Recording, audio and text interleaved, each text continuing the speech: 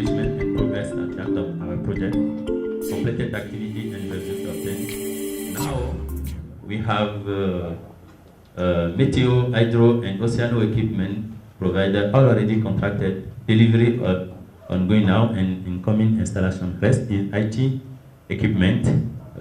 We want to set up this process in a few weeks. Also, we complete capacity building in early warning system implementation at Kenya and Netherlands, and set up a national interagency committee for hydroclimatic forecasting and warning with 4 agencies. In these 4 agencies, we have Met Agency, Water Agency, Oceanographical Institute, and University. And this committee set up day by day manual monitoring river water level and flooding warning issuing in 2014 and 2015. We also set up implementation of both technical and institutional framework chaired by Prime Minister of Benin for carrying out economical modeling of climate change and its integration into country budget law. And also we make the activity about seasonal agro-hydro climate national forecast toward farmer and water manager. We also complete the implementation of standard operation protocol for warning bulletin communication and diffusion with National Disaster Management Agency. We already do this year, the identification of climate project need and opportunity for private sector. At the date, the global delivery of our project is around 60%, global delivery. I think one major issues in the framework of CIRDA project is procurement, equipment procurement. In Benin, we begin early, and by the first mission sent by UNDP Jeff, who drafts for us the technical specification for standard meteo and hydro equipment. After this, the national agency completes the identification of sale, and we take into account the equipment already deployed in our country by other partner or other project. We take also into account the lesson learned from visit in Kenya and Netherlands, and extend with provider we meet here in Addis Ababa, where we when we was here for CIRDA launching meeting. And we complete our process by send our draft ITB to UNDP headquarters and obtain his advice, and we make publication of this ITB at international level. And now we are complete the process, and we are in the step of delivery equipment at Benin. Hydrological equipment is already delivered, all at Benin. Meteorological equipment and oceanographical equipment is in progress to be delivered at Benin. The main involved department of agency in our project, we have 2 major categories. The first category, the first category is climate information and warning producer. We have water department, Med Office, ASETNA, and Ocean Institute. The second category is the user, information user. We have 2 subcategories: warning bulletin user, special on disaster and crisis focus, disaster management agency, disaster community, NGO, humanitarian NGO, and UN system. And also climate info user in all development sector, manager and actor. We have climate change department, environmental department, sustainable development center, and the partner UNDP and Jeff. When we look at the contribution of each of these agency and department, we have here the main agency and the line who represent the relationship between this agency. And we have here the major contribution is from water department, who set up project management and is responsible for hydrological aspect. And we have 6 staff who work on this project, and the contribution, financial contribution of this institution to our project is around 130 US dollar. And the second one is Net Office, who is responsible for meteorological aspect, and we have got 4 staff who work on this project, and we have also financial contribution for this agency. The third one is Disaster Management Agency, Ocean Institute, and Sustainable Development Center, who is specialized each on his focus and contribute in financial way to our project. The last one is humanitarian NGO, environmental and climate NGO also, and climate change department, who contribute also in our project. In our project, we begin with the major aspect based on early warning system. And in this framework, we complete the setup of a committee, forecast and warning interagency committee. We have hydrological department, meteorological department, oceanographical institute, and university who is involved in this committee, who make warning day by day to disaster management agency. We have also designed our information system in the framework of building a new warning system. And this information system is based on 4 levels. The first is ground measurement from equipment like rain gauge or reader gauge. The second level is data, when we convert this ground measurement to data to have an idea of the situation. The third one is information. What is the meaning of this data? Is it critical data or normal data? This is our information. And the third one is warning.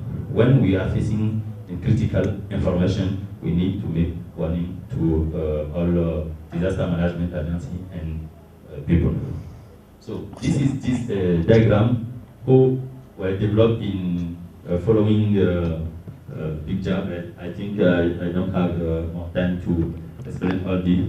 Just I want to say that if we look at our, the end of our system is when we are in warning step to choose on 4 levels, green, yellow, orange, and red, to communicate to disaster management agency when we have problem. Notice that when we are in green or yellow color, we don't set up any warning message. It is a normal or just degraded situation, and the hydrologist, the meteorologist, reinforce his activity to survive this situation. But when we go on orange and red level, immediately we give information to National Disaster Management Agency, and this agency organize the communication and the dissemination of this information from authority to population. So in this diapo, we show what is our process to manage data from collected ground data to final data we can use to communicate for farmer, for national agency, for disaster management. If there is a question, I can come back on this one. But the topic is all our data, manual or automatic data, come on a central server located in the health data project. And after this data can go to meteo agency, hydro agency, and oceanographic by thematic data. Let me move faster. Okay, here I just talked about the standard operation protocol for warning, message communication, and decision in case of hydroclimate disaster in Benin. Notice that in Benin, in 2010, we had facing to our major disaster, flooding disaster, and this situation, the major dysfunctionment is the coordination of information doesn't work. So Since the beginning of this project, we work with disaster management agency to draft, to chart like this, all actors involved in communication of warning message, which time and which tool we can use to communicate this information to other stakeholders. And this information can move from national institution in charge of produce this information to population. Here, as asked in the template we received, here is the main involved government agency, president and many ministers, water in charge of hydrology, transport in charge of meteorology, scientific research in charge of oceano, interior in charge of management, disaster management, prime minister in charge in sustainable development, and climate change minister in charge of climate change and environment, and agriculture minister. All these ministers are involved in our project. Here is technical attribute and financial support of each agency. We have here agency, water, meteo office, and its technical support. And here it's important to note that we have many agencies, but only two have capability in his attribute to make commercial relationship with other institutions. Here is the provided service by each agency. We have in the technical attribution, meteo forecasting, aviation for meteo office, hydro monitoring, water quality, integral water resource management for water office, and so and so. And here is technology used: limnigraph, laboratory, piezo sensor for water office, automatic weather station, and satellite for meteo office. So in Benin, we don't have now a meteorological radar in our country. Only we have an automatic weather station, and satellite data is managed by ASECNA. And Ocean Institute also. We have air quality survey station, which is set up by environmental department. Social and economic impact. Here we just present by development sector the type of data or information required, like agriculture required meteo and flooding or drought warning, fishery required meteo or severe wind or rough sea warning, bank and assurance require meteo data, hydro data and warning, and so and so. And here is the utilization this development sector can make with this information and how to access this information. Here we have a radio, TV, internet, net office. All this one right here is now operational for Benin. But we work just with agriculture, livestock, fishery, disaster and crisis. Now we not yet work with bank, insurance, hotel, tourism, civil engineering, transport, and other sector. The last one is all sector, concept, integrate modeling of climate change in economic way to take in the impact of climate change in our country budget.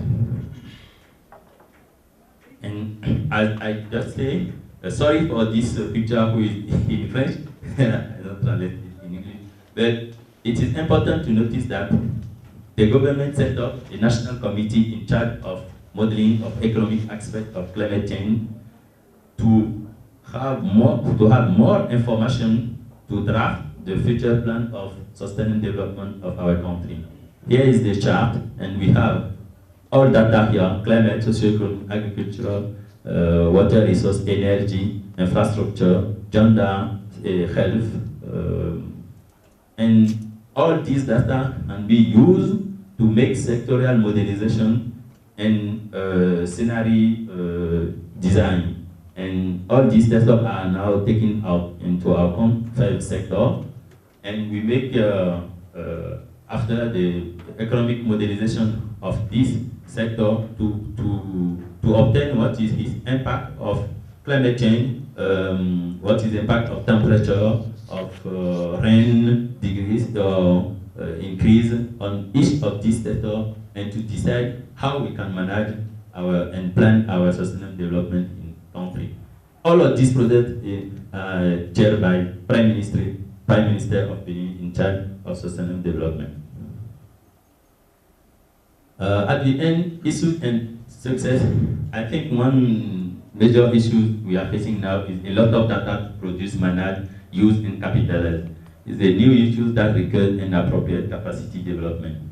Our success factor, we can say, is inter-agency and inter-project synergy upon project launching, two-study mission to learn from any one system existing in other countries, and national or governmental leadership development in early way.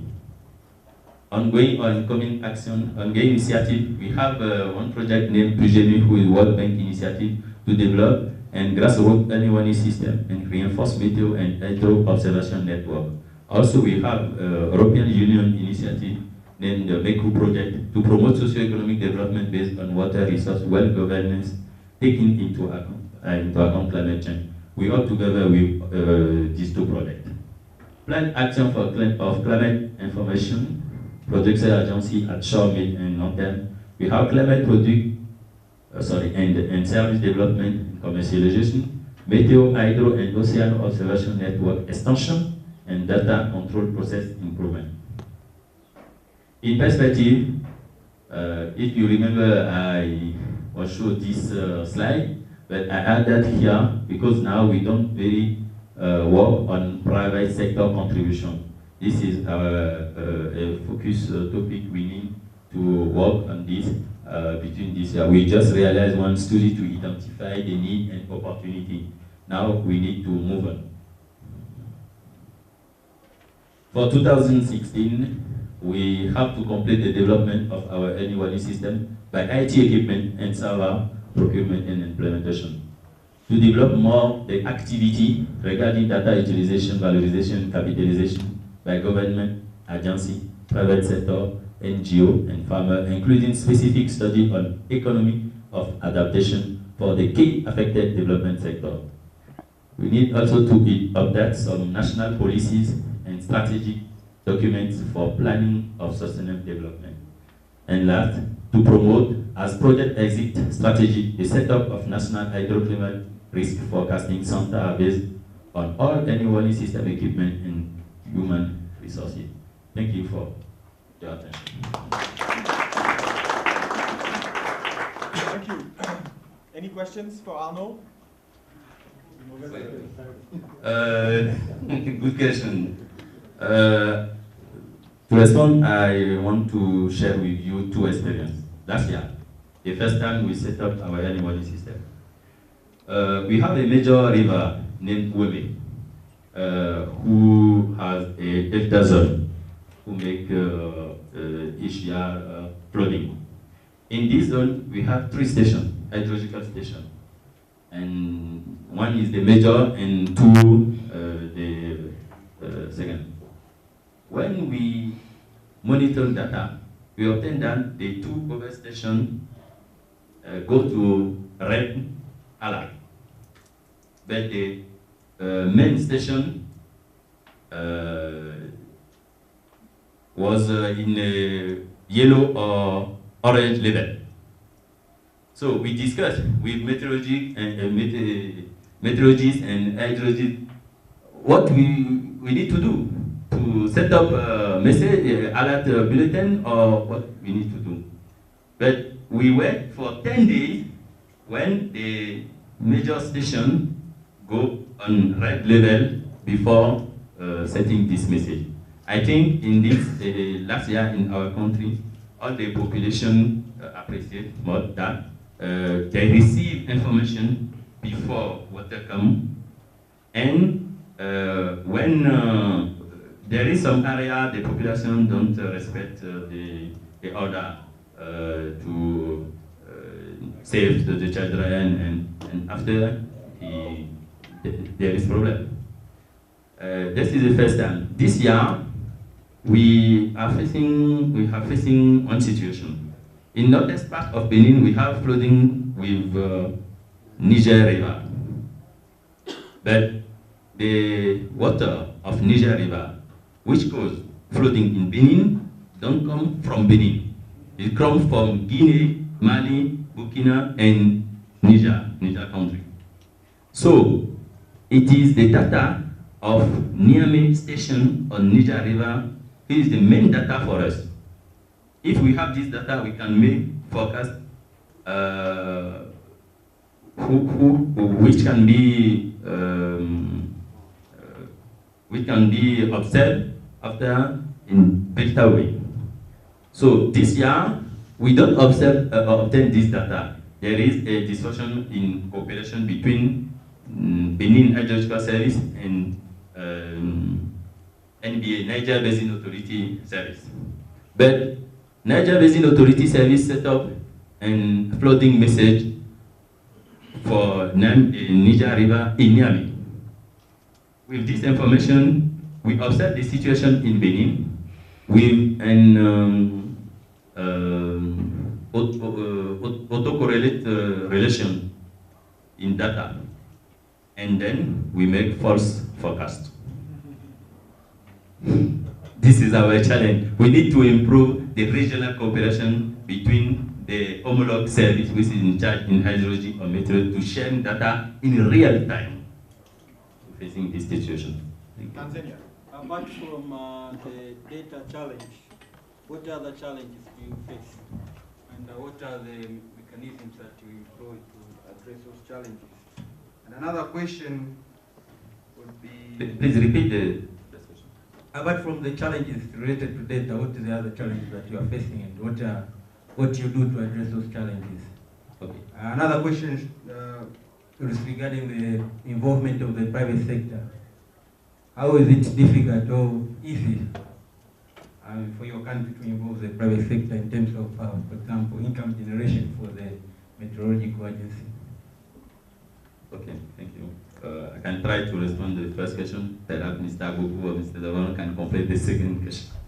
The first one, the challenge on data. Before beginning of our project, we make agreement between Meteo Department, Hydrological Service, and Oceanographic Institute that all data collected in the framework of this project must be centralized in one server developed in the framework of this project.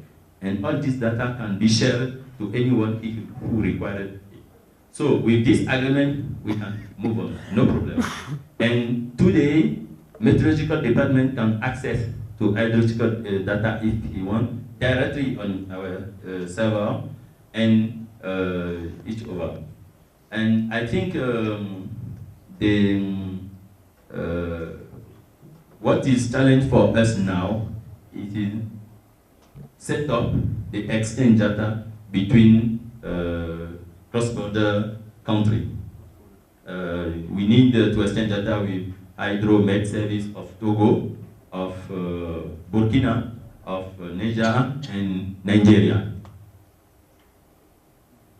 It is difficult, but we try. We plan to go in this country to exchange with our colleagues and find an agreement. But I don't know if we will succeed, but we try. It is important. I don't know if there's a response to the private sector question. Maybe it's early days for private sector engagement. I don't know if Isidore, you have something to say about private sector or not? Has anything happened in Benin that can be shared on having the private sector? Not about the private sector, because what we are doing about the private sector here already stated on it. I think that we need to improve the study of the need of the private sector now, and how we can collaborate with the private sector in the future. The second, what I wanted to add as the challenge is that in the country we needed to set up a critical mass of expertise in various sectors, like oceanographic and hydrologists, and because today we have experts who are working for the project, but for how many time, up to which year we can keep those experts in place. This is a matter of sustainability of the project. The other aspect of the sustainability of the project would be ownership. There's too much turnover. turnover. So we need to work on this very deeply in order to make the project so sustainable. So after the support UNDP and GF and the GF are giving to this to the country now, the project should continue to go. Thank you very much. So meteorology, hydrology is not simple and straightforward. People move around too much and all that. Merci Arnaud. Thank you very much. Merci. Je voudrais dire merci à mon ami personnel Benjamin. Il y a Balaya et il y a Bayala. Oh. Comme il a l'habitude de m'appeler Balaya, je vais le balayer. Parce que Balaya, c'est l'action de balayer et de nettoyer. Mon nom c'est Bayala, mais ce n'est pas un problème. Je vais le balayer. I will clean him. Clean. Merci. Et avant de commencer la présentation, je vais dans un premier temps vous remercier l'équipe du CIRDA qui a bien voulu nous envoyer une équipe costaud d'experts qui nous a appuyés pour franchir une étape dans la définition des spécificités techniques du matériel météorologique comme des stations hydrométriques.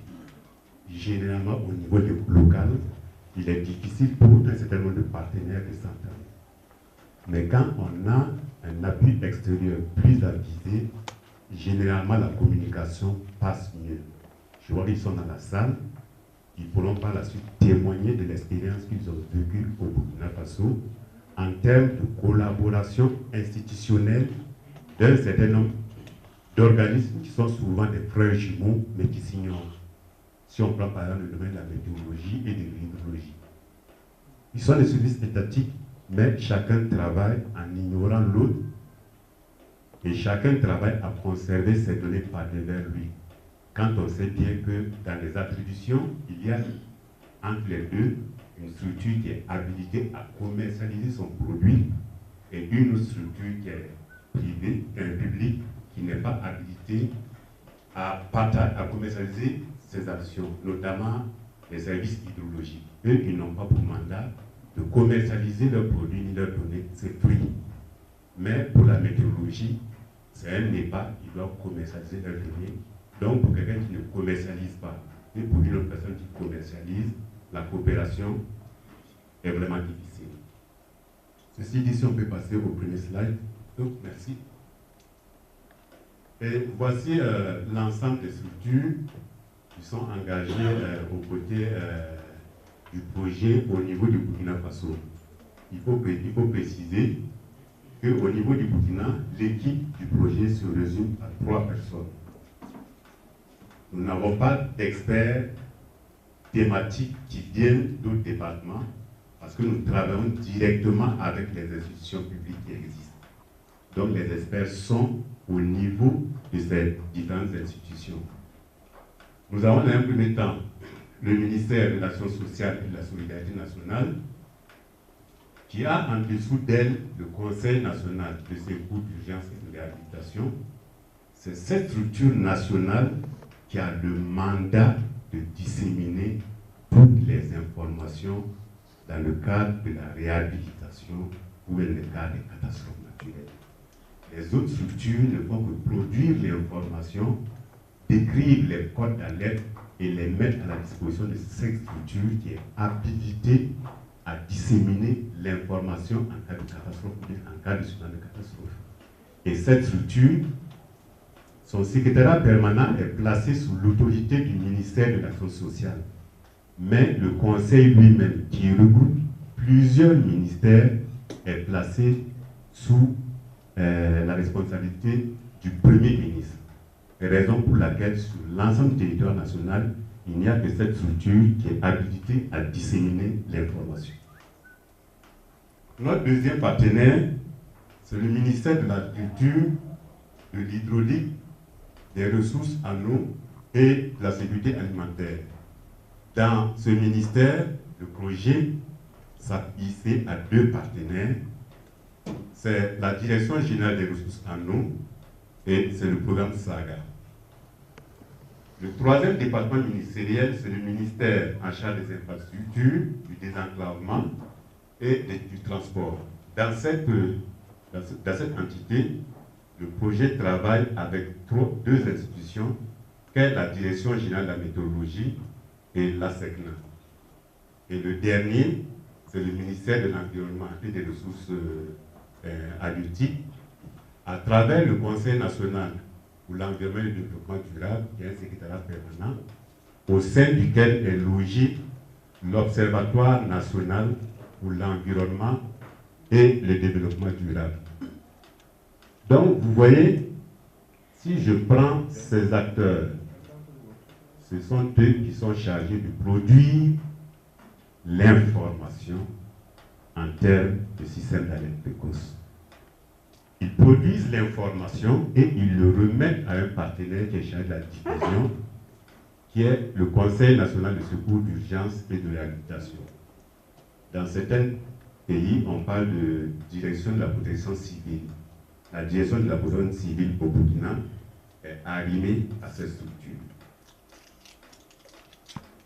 Si j'ai préféré utiliser ce slide, je vois que dans le message que nous avons reçu, on disait qu'une image vaut mieux que 1000 mots. C'est pour vous montrer à peu près au Burkina Faso comment l'espace et le territoire est reparti. Quand il y a des précipitations où les paramètres météorologiques sont collectés, le domaine de la météorologie se limite à la hauteur des pluviomètres. Après les pluviomètres, la météorologie, ce n'est plus son domaine. La relève est prise par les services hydrologiques et les services d'agriculture et les services en matière de pêche. Et quand l'eau arrive au niveau des réservoirs, il y a d'autres structures qui interviennent, telles que l'Office national de l'approvisionnement et les services en charge de pêche. À la sortie des barrages, il y a un autre ministère qui est le ministère en charge de l'hydraulique, de l'énergie. Et si l'eau coule normalement, il n'y a pas de problème. Mais quand une catastrophe intervient, on parle de catastrophe quand les hommes ou leurs biens sont impactés. Quand les catastrophes interviennent, ça relève maintenant du CONASUR, qui est le Conseil national de secours d'urgence et de réhabilitation. Raison pour laquelle, quand on parle de catastrophe, c'est quand l'homme et ses biens sont impactés, ce n'est que cette structure qui est habilitée à pouvoir faire la dissémination de l'information. Même si on va passer par le secteur, le partenariat public-privé pour disséminer l'information devrait être validée dans un premier temps par le CONASUR. Et maintenant, notre objectif, c'est de voir comment partager l'information qui sera produite en utilisant un partenariat public-privé à travers 3 compagnies de téléphonie essentiellement, que sont Télémor Burkina, Airtel, TDCL Burkina Faso. De l'ensemble de ces 3 compagnies de téléphonie mobile, il n'y a qu'une seule qui est réceptrice pour le moment. C'est TDCL Faso. Or, cette compagnie n'a pas une ampleur nationale. Sa couverture spatiale n'est pas aussi meilleure que celle d'Airtel et de Telmor. C'est-à-dire que quand les JOS étaient au Burkina, ils ont dû le constater. Quand on a besoin d'approcher Airtel ou d'approcher Telmor, pour Airtel, il faut se référer à Nairobi. Même si vous avez une correspondance pour les inviter à une rencontre, il faut se référer à Nairobi. Pour Telmor, si vous voulez approcher Telmor, il faut se référer à Rabat au Maroc. Donc, pour nous, notre besoin, on va le revenir dans la suite, dans le cadre du partenariat public-privé, c'est de voir comment l'équipe régionale du CIRDA peut nous aider à approcher ces multinationales qui échappent au contrôle, pas au contrôle local, mais au niveau local. Même si on a envie de les approcher, c'est difficile. Mais si le CIRDA, on confie cette mission au CIRDA, d'approcher cette multinationale-là, elles seront plus elles seront plus aptes à recevoir l'information et à voir comment nous accompagner. Parce qu'avec JOS, quand on les a approchés, pour eux, ils voyaient automatiquement des gens qui cherchaient du sponsoring. Quelles que soient les approches, eux, ils voient sponsoring, c'est eux qui vont sortir l'argent, mais ils ne voyaient pas que dans la stratégie, ils pouvaient aussi se faire du bénéfice. Donc, si le CIRDA appuie les différents pays, je me dis qu'ils sont plus crédibles à pouvoir nous appuyer. Merci, je vais donner votre montre. Et en termes de rôle des différentes institutions, j'ai préféré retenir essentiellement les missions des différentes institutions qui contribuent au développement du projet ou à la mise en œuvre des activités du projet. D'abord, au niveau du Conseil national de secours d'urgence et d'habitation, ils ont deux mandats essentiellement sur lesquels le projet qui se développe au Burkina Faso trouve son point de sortie. Au niveau du ministère des ressources en eau, c'est un de nos partenaires qui, dans ses missions traditionnelles, contribue réellement au développement des activités du projet. En termes de situation pour ce département, présentement, nous avons fini, avec l'appui de l'équipe régionale du CIRDA, de spécifier, d'arrêter toutes les spécialités techniques et la procédure d'acquisition des différents équipements est dans le circuit du PNU pour qu'ils puissent nous appuyer à acquérir des infrastructures. En ce qui concerne le programme SAGA, qui est un programme d'ensemencement des nuages, il n'a qu'une seule contribution pour le projet, c'est de voir en cas de risque de sécheresse ou bien au cas où les grands plans d'eau qui approvisionnent l'eau les barrages ne sont pas remplis, ce programme intervient pour pallier le plan Saga Leader. C'est un programme américain essentiellement, qui s'est développé au Maroc. C'est pour ensemencer et faire provoquer les pluies. Donc, dans ce cas, s'il y a des risques de sécheresse, ou bien que les plans d'eau ne sont pas bien remplis, le programme Sahara intervient pour ensemencer les nuages et accélérer, disons, c'est des pluies provoquées pour qu'on puisse avoir de l'eau au niveau de nos plans d'eau. Le troisième partenaire, c'est le département de la météorologie, qui est effectivement un des partenaires qui contribue de beaucoup à la réalisation des objectifs du projet. Nous l'avons retenu comme partenaire, c'est par expérience, dans des projets anciens, le département de la météorologie a déjà été ciblé. Et dans le cas des PANA, ils avaient été appuyés pour mettre en place 16 stations automatiques qui sont les seules finalement au niveau du Burkina Faso qui fonctionnent. Ils ont d'autres stations, mais qui n'entrent pas dans le cadre du système d'alerte précoce. Donc, ils ont pour mandat de pouvoir disposer d'informations climatiques à tous les usagers. Et de l'ensemble de nos partenaires, il n'y a que cette structure qui est habilitée à commercialiser ces données, selon les dispositions légales que la structure maintient. En dehors d'elle, les autres partenaires ne sont pas habilités à commercialiser leurs données ou bien leurs produits. L'autre partenaire qui n'est pas des moindres, c'est la SECNA. Je vois que dans la présentation que vous avez vue ici, il y a un de la SECNA qui est intervenu. Pour le Burkina Faso, il s'agit de pouvoir appuyer cette structure-là pour qu'il puisse nous produire, nous faire un sondage supplémentaire de minuit. Un sondage supplémentaire de minuit pour nous permettre d'avoir un profil atmosphérique. Dans l'ensemble de nos pays, la SECNA est une des structures qui a presque un demi-siècle d'existence, qui appuie essentiellement la navigation aérienne. Et pour ceux qui ont suivi les informations, il y a eu une année, on a eu un cas très malheureux au Burkina avec une compagnie de transport, parce qu'en réalité, le sondage supplémentaire de minuit n'existait pas. L'avion a décollé dans des conditions qui n'étaient pas ça, et nous avons eu des catastrophes. Et voici le domaine d'intervention de la SECNA qui recouvre un certain nombre de pays de l'Afrique de l'Ouest et de l'Afrique centrale essentiellement. Et enfin, le dernier partenaire, c'est l'Observatoire pour l'environnement et le développement durable, qui a pour mandat essentiel de produire tout ce qui est information en matière d'environnement et qui contribue à renseigner tous les indicateurs des conventions internationales en matière d'environnement auxquelles le Burkina Faso a ratifié. Et dans ces conventions, il y a la Convention sur les changements climatiques. Donc, ce partenaire également contribue à produire un certain nombre d'informations. Voici comment est architecté l'ONED, et il évolue à travers un réseau qu'on appelle le réseau Engine.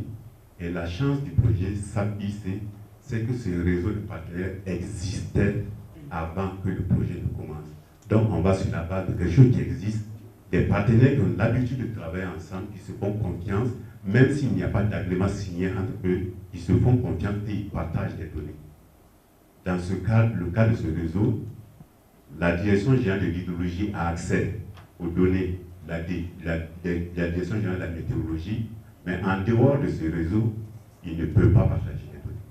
Donc c'est déjà un outil qui est là, on verra comment l'appuyer et le développer.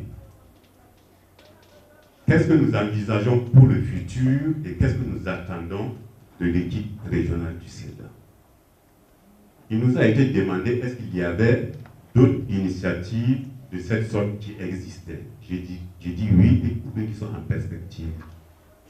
Dans l'ensemble des pays du Sahel, il y a une initiative de la Banque mondiale qui a pour objectif d'appuyer un certain nombre de pays pour densifier leur réseau d'observation en termes de stations météorologiques, en termes de stations hydrométriques et en termes de radars. Si je prends pour le radar essentiellement, il s'agit du Burkina, du Niger et du Mali. Et il y a l'initiative la 7, il y a le registre à travers l'USAID, il y a le programme Pascal, il y a le programme MESA, il y a la FAO et le 6 qui ont des programmes qui sont en train de se développer pour le Burkina Faso et qui vont nous appuyer davantage dans cette initiative. Maintenant, qu'est-ce que nous attendons à court, moyen et long terme? Il faut dire qu'en termes de commercialisation des données, il y a déjà une initiative qui est INITA MedService qui a prévu d'appuyer un certain nombre de structures dans le cadre de la commercialisation de ces données à travers les services qu'ils vont disponibiliser.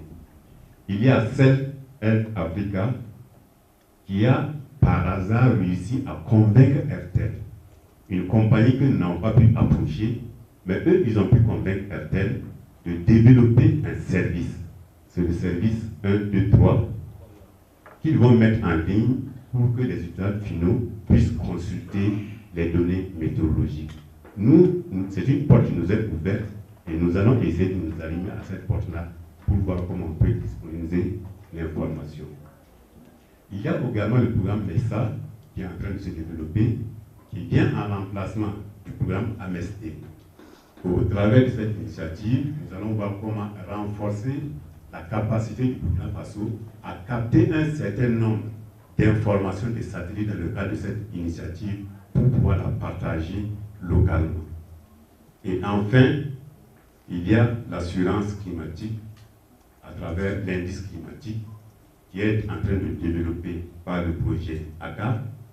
Et il est prévu qu'il y ait un partenariat entre le ministère en charge de l'environnement, le SPCONEL et Planète Garantie, qui est une structure de l'Oxfam qui est prête à accueillir les producteurs de coton essentiellement et les compagnies de coton dans le développement de l'assurance climatique. Je vous remercie et je vais laisser la parole à Aki. Je crois que j'en ai fini. Maintenant, le besoin. Qu'est-ce que nous attendons de l'équipe du CIRDA? C'est que l'équipe du CIRDA puisse nous appuyer dans le développement du partenariat public-privé, de voir comment on peut établir un partenariat avec les compagnies de téléphonie mobile, de voir comment nous appuyer, bien que plan de garantie existe, il serait intéressant qu'on puisse bénéficier de l'expérience du CIRDA, de l'équipe du CIRDA, en matière d'assurance indiciaire, de voir avec l'équipe du CIRDA comment développer une stratégie pour la mobilisation des ressources nationales. Quand nous avons fait la présentation, contrairement au Bénin, qui a pu avoir des données chiffrées sur les budgets, chez nous, le budget, c'est comme un secret. Donc, nous n'avons pas pu avoir accès aux différents budgets des départements ministériels. Or, c'est une donnée qui pourrait situer l'importance d'une activité au sein d'un département. Nous souhaitons que le CIRDA puisse appuyer le projet pour qu'on puisse disponibiliser cette information. Et enfin, c'est comment, comme l'ami du Bénin a dit, comment l'équipe du CIRDA peut appuyer l'ensemble des structures où ce projet se déroule pour que l'on puisse partager l'information dans un premier temps avec les pays voisins. Le Burkina est voisin du Bénin, il est voisin du Togo. Une inondation n'a pas de frontière, une inondation n'a pas de passeport. Quand il y a inondation au Burkina, le Bénin n'a pas se préparer. Donc, on a intérêt à partager les données avec nos pays voisins pour éviter des catastrophes qui pourraient arriver. Il y a plus de 3 ou 4 jours, le Burkina a été obligé d'ouvrir les vannes du barrage de Bagré. On a ouvert, les dispositions ont été prises pour informer la partie togolaise et le Ghana, mais l'information n'est pas passée suffisamment. Il n'y a pas eu de perte en vie humaine, mais en termes d'animaux ou bien en termes de production agricole, il y a eu des pertes.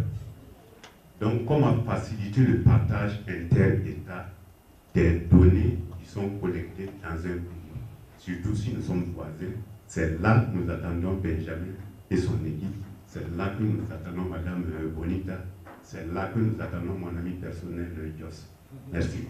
So, firstly, I'm coming from the UNDP country office, so that delivery is very important question. I think I don't have to remind you of that. So, for the moment, in Burkina Faso project, only 7% of the delivery rate as of today, but this will be quickly improved after the purchase order being completed. That I think in the December, at the end of the year, our delivery rate will be 100% with the support of team behind. It's a very powerful team that doing, helping us to speed up the process of procurement. And also that we had this experience from different projects that is that has been executed in the past, which is in the case of NAPA project. We had this NAPA JEF project, and the AAP funded 16 weather stations from ATCOM, and this was done in 2012. And we had a very positive experience, and this is continuing today in LTA, that we're going to have a 50 another station from ATCOM. So if you need any other information on this, we'll be available to discuss. And then secondly, I think it's very important as UNDP to assure that the synergy of execution with a different project, because let's admit that this is not the project, we have response to everything. So for instance, in the case of Burkina Faso, we have adaptation, like eco-based adaptation project that is just started with the JEF funded project. And the information that climate data weather station, the information coming from the hydrometeorological station is very important in this new project, because this is the management wetlands.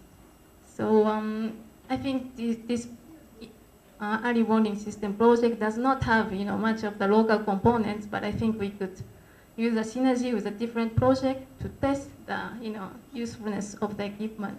So thanks so much for your addition, and congratulations, Mr. Bayala, for your work and for your presentation. I think yes, 1 second, Moses. Let me finish and I'll give you the mic. again, sorry it was in French, but there was a lot of stuff in English on the board. One thing that because a lot of the stuff is similar across countries, but one thing that I want to point out about Burkina Faso is I think they're a few steps ahead of most of us in the interaction on the public-private partnership. They've already have some kind of an agreement with Telecel. They're approaching Airtel, and one of the things that Bayala was explaining is that it's very difficult to approach some of these international companies locally. When they went to talk to Airtel in Ouaga, the people sent them to Nairobi. So you might be facing similar problems with Vodafone, with MTN, with Airtel, who will not take decisions at the country level, but will ask you to go to their headquarters.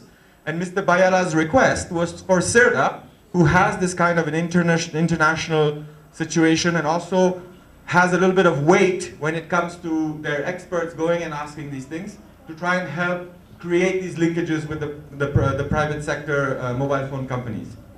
So all I wanted to say is that we are all going to be ahead in certain area. Ethiopia, who's next, is going to show how they've done all their procurement nearly. Others would have done different steps. But we all have a comparative advantage, and I think we should use Burkina's experience with their relationship with Telecel, Burkina, and they're approaching Airtel, because I don't think anybody else has really done that step yet of talking to a mobile company. If this is the case and I'm wrong, please share it at your presentation. Okay. Thank you. You've already touched one of the questions I had on the partnership building with the telecommunication company. I mentioned this earlier, and I wanted to know whether, Burkina have already taken some steps and want SIRDA to help. But thank you for your clarification. Indeed, in Liberia, we have not started working with Benin or GSM company. So we're going to learn from the lesson. I think when we go back, we need to start engaging them now at this stage.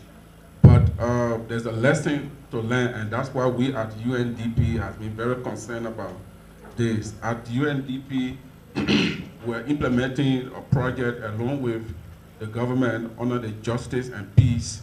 I had to do with, mounting some gadgets on GSM company for security purposes.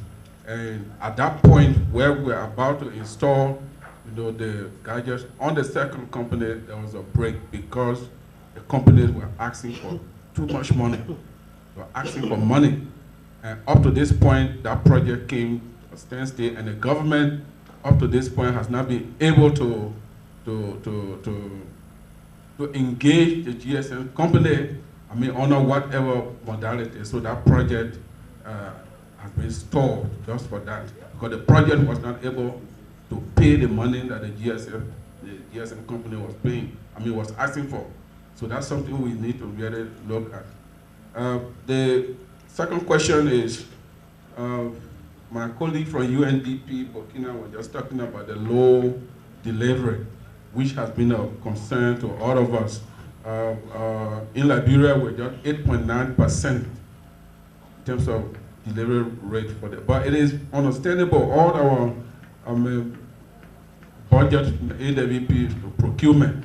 So that's why in this meeting, although my group procurement specialist is not here, but I'd like to go back with clear information as to whether the money we have in our AWP this year will be utilized at least. Because we all know the IPSAS rule, we have to procure, we receive the goods before it is recognized as expenditure.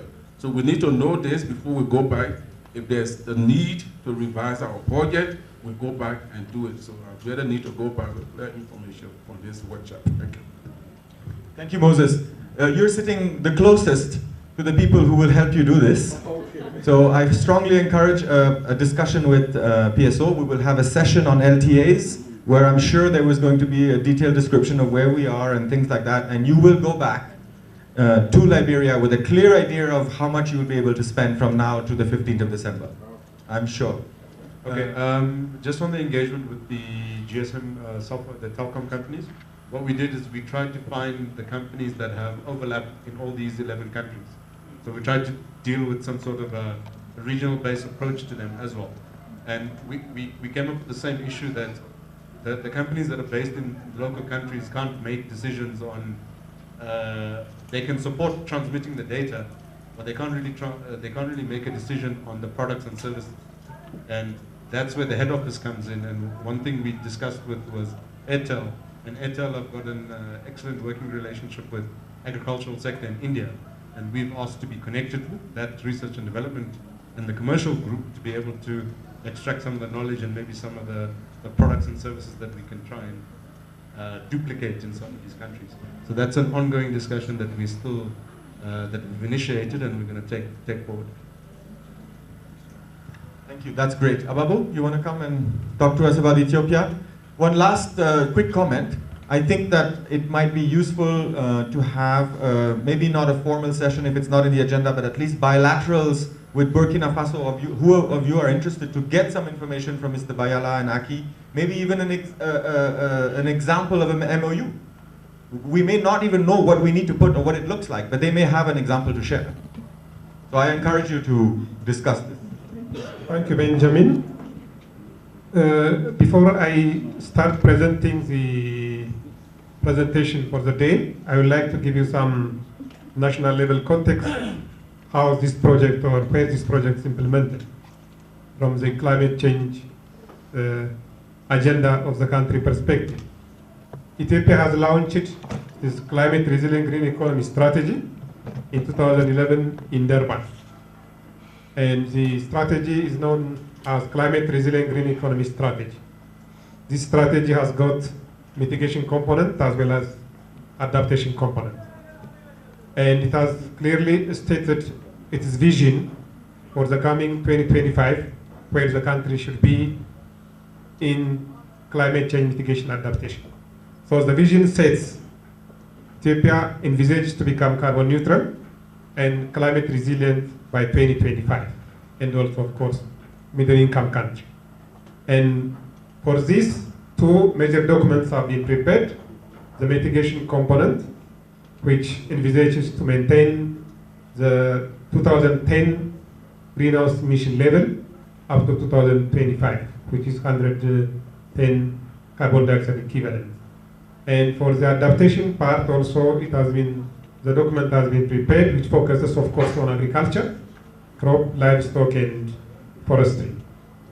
And from government perspective, this has been given high-level attention.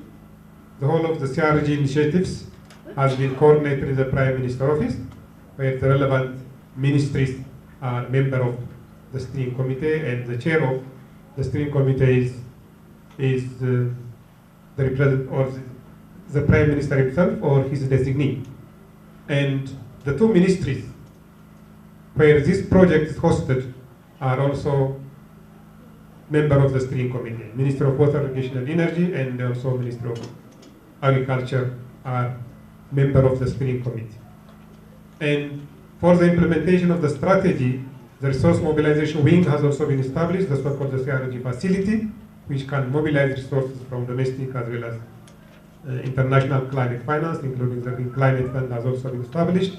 It is already functional and started channeling the money for the implementing partners.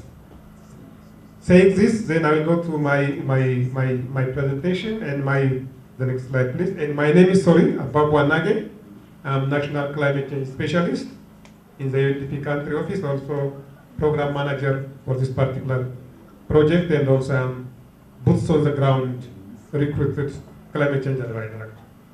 So, as per the template provided, I will start just by giving you the organizational structure of the major implementing partners. So, the major implementing partner of this climate information early warning project is National Meteorological Agency, which is the coordinating body of this project and the lead implementing partner. Of course, it has got the Director General, and it has got the supportive unit, and also the substantive unit. And more importantly, because Ethiopia's regional government, this agency has got its own regional level centers where the activities of meteorological activities has been decentralized at the regional level. To my opinion, this is a very good arrangement for reaching the poor farmers with regard to climate information and early warning. The next slide, please. And the other, The arrow for the next slide. What's the next arrow? and the other key ministry is Ministry of Agriculture. As you can see, it has got agriculture development sector, natural resources sector, disaster prevention and food security sector. The climate information and early warning project is hosted in disaster prevention and food security sector. As you can see, it has got two separate directorate, early warning response directorate and food security coordination directorate.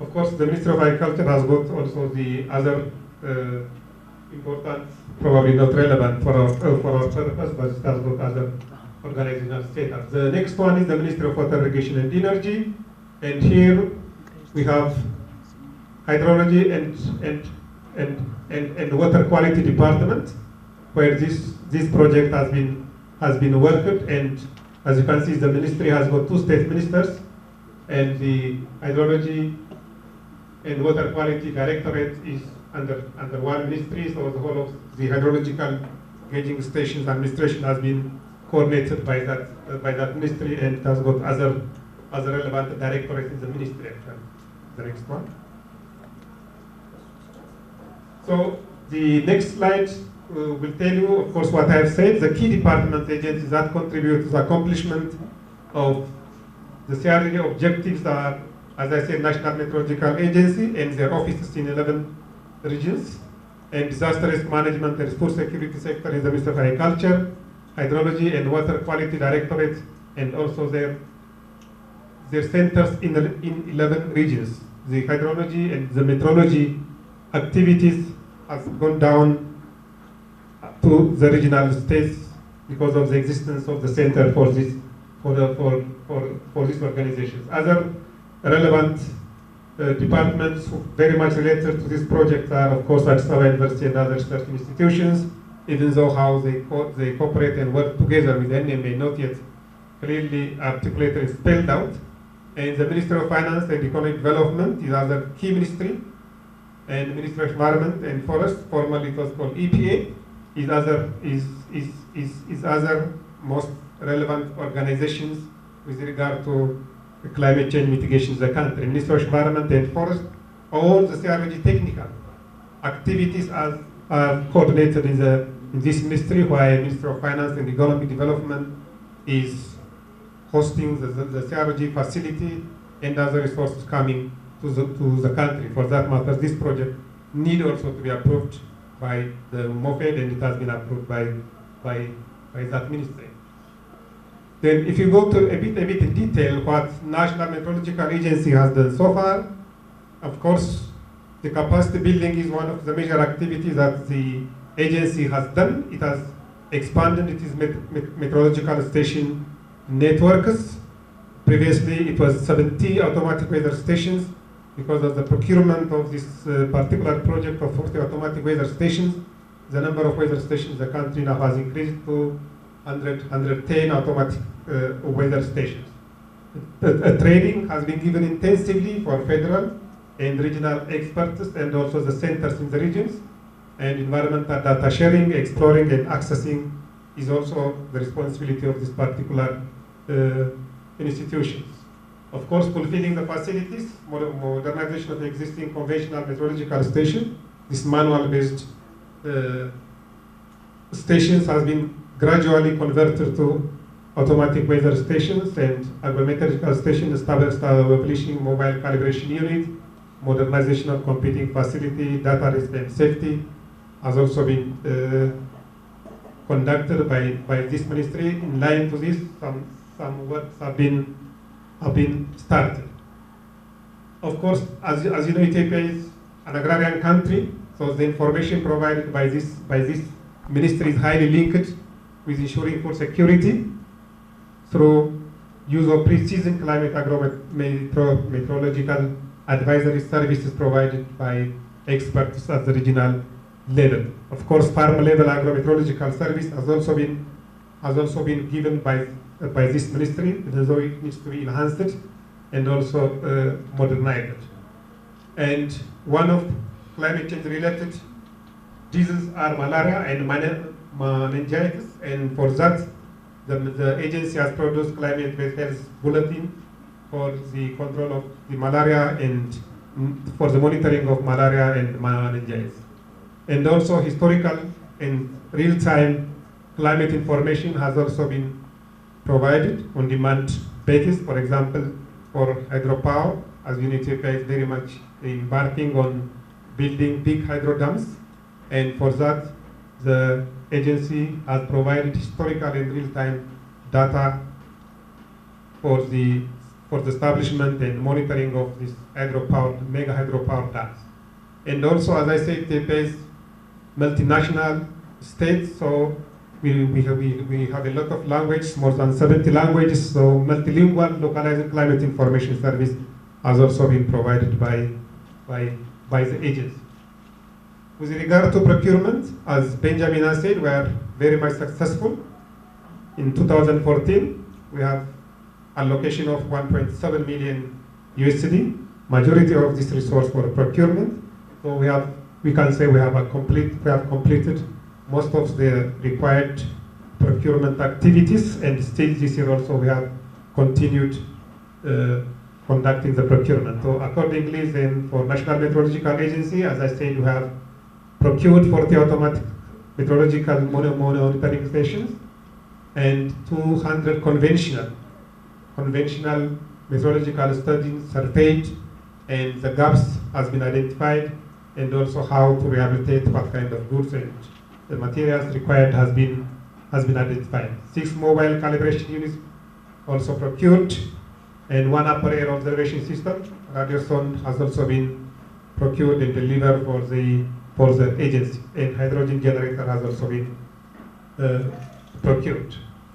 This year, the agency has submitted requests for the procurement of meteorological instruments, 200 maximum thermometer, 200 minimum thermometer, 100 variable thermometer in the next slide. And it will continue. All these instruments have been requested to UNDP country office, and we have processed the request, and as I speak, the suppliers have submitted their technical and financial proposal, and the panel has been established to review these instruments for the technical feasibility, and soon award will be given. We are making use of the Ministry of Water, Irrigation and Energy, and also National Meteorological Agency experts for the evaluation of these instruments for meteorology. The next one. So when you can see from the impact or high-level contribution of what the agency has done, you can enumerate some of the socio-economic value of the contribution of the agency from food security, enhancement perspective, and farm-level agro-meteorological services, climate health bulletin. These bullet points can be considered as a social and economic value of the intervention of the agency. Finally, for most of the meteorological departments in most of the countries. So I can give an example of Tanzania. They say, okay, no, we don't have any money to maintain them in the longer term. So I just want to know experience from other countries. What is the arrangement in terms of maintenance on the project, for example, if any? For you to realize these impressive results, I don't seem to get. I would want to touch a bit of that. What has made you so successful that has not happened in the other countries, both from the procurement but also for those engaged in the private sector, which would be a good learning? With the suppliers, they have obliged or committed to provide us spare parts for 3 years. Yes, for 3 to 5 years. It varies from supplier to supplier. The 3 to 5 years they are mandated to, they are responsible to provide us the spare parts and also provide remotely advice if something happens. And the other one is factory level training has also been provided for our staff, for meteorology, hydrological staff, and they have been acquainted on the maintenance and how to make use of that machine or those equipment. So we built capacity on expertise by providing factory level training, and also we make commitment with the supplier to provide us spare parts and to give a remote advice if something is wrong. But most of the suppliers are globally known, and up to now, probably we'll see when the installation proceeded. I don't think we will have such a big problem with that actually. But the question is valid that we need to think how to maintain those equipments. Success factors, of course, commitment of the country office on high delivery. You know how delivery is very sensitive in Ethiopia. So the country office, the whole of the country director, our unit, so the country probably committed to do that. And the other one is we have been involved African Climate Policy Center, their expertise, and also the expertise from the National Meteorology Agency and from the Ministry of Water, Irrigation and Energy when we are evaluating the technical proposals. And we didn't confine only expertise in the UNDP to evaluate the technical proposal, and also I think Mark has also provided us substantive guidance on each of the specifications, so I'm proud to announce that the support that he has provided for us. I think these are the success factors. Is it challenging? Yes. Is it going to be easy? No. Are we going to succeed? Let's see. But this is the idea. We need to make sure that the Met Department is able to generate some amount of revenue, one way or the other, with the mobile companies or with selling some services to insurance company who might need this data, or other private sector companies who are willing to buy this improved data, more accurate, more reliable data, against some monetary money, so that this money can go to maintaining and improving the system. This is the logic. Are we going to succeed? I don't know. And just finally, on Onesimus's question on successful procurement, I think Ethiopia has been very proactive. I remember because I was involved in the emails going around. Very early on, they identified procurement as a major thing of this product, and they just went into it from day one. It was all about procurement, procurement, procurement, and they had some experience because ACPC, the African Climate Policy Center, is based here in the ECA. So that might have been an additional help for them. But it was also their personal decision at the country office level to prioritize this thing and to do it in-house. They didn't want to wait for PSO and others and all that. They said, we can do it. What we in Liberia were trying to avoid, which is that, because it's operating at UNDP level, that worries me a little bit. Obviously, our country's situations are not the same. But UNDP, procurement, and then you procure these things and give them to the government. I'm worried about their level of preparedness, ownership of these things. Because in Liberia, it came to a stage where UNDP level, because of delivery and all of that, we have fast-tracked this procurement, maybe in getting our equipment. But I can tell you from the country level, we're not ready for the equipment. So this is just ringing a bell in my head. Coming from a very low level of capacity. NMA is already a big organization in Ethiopia, so they were able to absorb all this. We have different realities in different countries. So, information to mostly private sector to be able to generate some funds for maintenance. But has it ever been tried by our colleagues who are involved in the meteorological sector to sort of advocate for more funding from government, the way gender has done it, HIV/AIDS has done it? It hasn't been easy, it's taken a long time, but in most countries it's gotten to a stage where they have an allocation, a commitment, because given the amount of investment that's going into the equipment, I think that should be some sort of provisional ground to engage with government to say we're putting up all this infrastructure? Can we get a certain level of commitment in terms of operation and maintenance? That's what I just wanted to maybe raise as food for thought. Water policy and wildlife. And to follow up on supervise and coordinate contribution of government towards the project. This is the research structure for the project. We have the project steering committee, which are the senior beneficiaries, Department of Agriculture, National Environment Agency, Gambia Radio and Television Services, Parks and Wildlife, National Disaster Management Agency. We have other partners, Ministry of Finance, Ministry of Fisheries, Ministry of Communication, Information and Technology, Ministry of Local Governments and Land, Ministry of Tourism and Culture, Ministry of Works, Construction and Infrastructure, African Development Bank, IFAD, and other development partners. These are the output for output of the project. Output one is the Gambia National Medical Services supporting transition. As you look up in the morning, I told you that we are in the process of transforming the department to an agency. This project will support us in that. Component 2, the hydrometrical infrastructure is upgraded, installed, and maintained. This is where this support is coming from UNDP. Currently, we are working on the specification for the hydrometeorological equipment.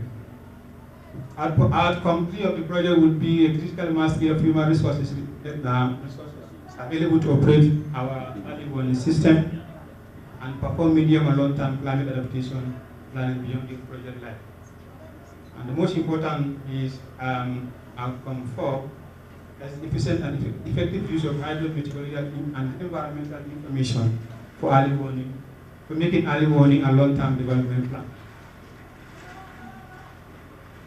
We divide our key agency into three categories.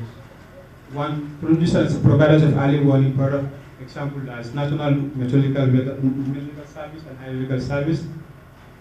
We have category 2, are communicators of early warning products, and then category 3, the users of early warning products. For key stakeholders, we have the multidisciplinary facilitation team, which operates in every region. The country is divided to 5 regions, and we have MDFTs in all those regions, and they are responsible for external services in the country. It is composed of extension agents from all central government sectors, NGOs, CBOs, and local communities. This will act as a key intermediate among the national, regional, and the local level. This was based on the lesson learned from the first phase of the early warning. Main key government stakeholders that are key in implementing and will benefit from the projects are my ministry, Ministry of Environment, Climate Change, Water, Forest and Wildlife, Ministry of Fisheries, Ministry of Agriculture, Ministry of Lands and Regional Government, Ministry of Finance and Economic Affairs, and the Ministry of Health and Social Welfare. Ministry of Environment, Water and Forest, they would be involved in all outcomes 1, 2, 3, and 4, while Fisheries is only outcome 1 and 4, Agriculture is in 1 and 4, Local Government on outcome 4, outcome 4, Ministry of Finance outcome 1 and 3, and Ministry of Health on outcome 4. These are the key implementing agencies, as I mentioned earlier. That's why we call them senior partners in the slide that I showed earlier on. The National Environment Agency, National Disaster Management Agency, Gambia Radio and Television Services, Gambia Civil Aviation Authority, and the Gambia Ports Authority. National Environment Agency will be involved in all 3 outcomes, 4 outcomes. National Disaster Management Agency will be involved in outcome 1 and 2. GRGS outcome 4. Gambia Civil Aviation Authority outcome 1 and 4. Gambia Ports Authority 1 and 4. And the Department of Parks and Wildlife 1 and 4. We have other stakeholders, civil society, community radios, Candle groups, Tango, all this, they are using means of delivering our information to the users. Therefore, the private sectors are also involved because in the first phase of the project, we have a umbrella body called Gambia Chamber of Commerce and Industry. Every year they do organize an annual event. During the first phase of the project, we were able to convince them to slot time for us to raise their awareness on climate change issues, and it's really working fine. And this phase was we really want to intensify on that. For the high-level view from each Department of Water Resources, which is the key implementing agency here, we provide both meteorological and hydrological services. And the technology that we have currently for met services, we have 3 automatic weather stations on the ground.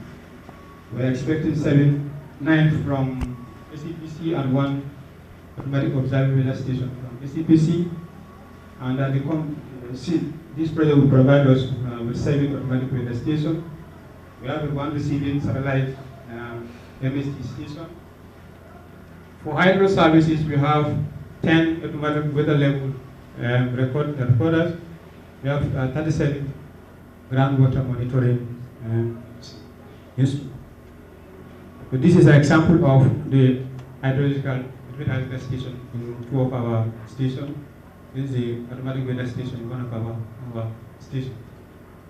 And this is an example of borehole monitoring in 1 of our stations. And this is surface water monitoring in 1 of our this is the eastern end of the country. Because we have 2. We have 1 here. If you look further, you have another 1 there. It was measured for north bank and the south bank of the river. Some of you might know the river divides the country into 2. So, the social impact currently, the forest sectors are making use of our product: agriculture, health, aviation, disaster management, construction, water resources, marine, and sectors. How do they access this information? Is either through radio, television, print, media, internet, or through the MDFTs, we call extension work. Future plan, as I said earlier, we are almost agreeing on the specification of the equipment that needs to be built. What we plan to do for now, I guess in 2016, is to complete the market analysis to identify which service the new agency can provide and what possible fee management structure can be in place. We develop a cost recovery policy and already sustainable business plan. Already this is in place, this business plan is in place. And what we need to do now is to develop cost recovery policy. Because at the moment, our mandate didn't allow us to collect any cost, whatever service we are doing. But we now revise that. We are waiting for approval from the cabinet so that we can start this process. Already this 5-year business plan is being developed. So it's only to waiting for the approval of the cabinet for us to start developing the cost recovery policy. We will develop a cost benefit and economic model analysis for new automobile emergency and early warning system. We require flood forecasting software and hardware, provide training for flood modeling, flood forecasting and flood risk management. And also rehabilitate and repair Banshan hydrological station, which is coordinating of all hydrological stations. We also conclude an MOU between our ministry and that of information and communication infrastructure for the use of airwaves, radio frequency, and broadcasting climate weather and climate early warning information. And also to upgrade our hydro meteorological network. These are challenges. The late start of the project. The project was set to start in August 2014. Was dated July 2015. That's when the project staff, PMU staff were appointed. and the first disbursement was not received until 2012. Motivation of political will to support the project, which if lack could pose potential to limited sustainability. Lack of coordination among government stakeholders may cause delay in implementation. Unavailability of the requisite human skill capital could cause implementation delay or failure of project result. Inability to communicate effectively in local communities may lead to inadequate use of the project purpose and invitation. All this, from the first phase, what we did was from the lesson learned, we realized that most of governments are illiterate, they found it difficult to understand the product. Since the product is always in English, they claim that we should translate the product into local languages. So we were able to do that. During the first phase, we were able to translate most of the methodological terms to 4 major local languages. And this phase, we intend to do additional 4 local languages. So at least they'll be able to help them understand the message that they'll be able to use in their planning and decision making. The other challenge is telecommunication challenge. And this may hamper implementation of the project, which may lead to low utilization of the project investment. And the occurrence of climate events may disrupt or damage project infrastructure, like what is happening now. There is a big storm approaching my country, and now within the next 2 hours, it starts suffering because they've issued plus flood warning, so which means the next two days, National Disaster Agency will be busy. Thank you very much. No, as I said, the PMU is just set up last month. The project is to start implementing these activities. The PMU has just been established last month. We never putting things in place. Therefore, what do you plan to do exactly? What we plan to do is we plan to train the service providers, we plan to train the communicators, and we plan to train the users. So at least the service providers will have the capability to provide the product. Communication, if you are not good communicators, if they are able to understand the product, the communication will be able to communicate very well to the users. And also, users receiving information, they will be able to now know how to use the information to make decisions. Do you think that only training can secure the human resources for a long time? Training is something that we are doing every day. But the challenge here is to secure the human resources for a long time, for a long period. No, we assume that by the time we start implementing this project, we will be a semi-autonomous body. And you know, being a semi-autonomous body, there are better facilities compared to being under central government. That's our assumption. And for the agency already developed our retention plan. And if it's approved by cabinet, then we don't think something like that. But this is politics. So sometimes you would come up with your idea, somebody else would see it as something else. So, as our friend here has mentioned, yes, Tabona, it's really the beginning for them. All of us have a year and a half of implementation, but their project management unit has been set up last month. So we have to give them a little bit of time. But I found it very interesting that even then, they're the only presentation till now, and we might get that again later in another presentation, who have developed a business plan for their Met agency.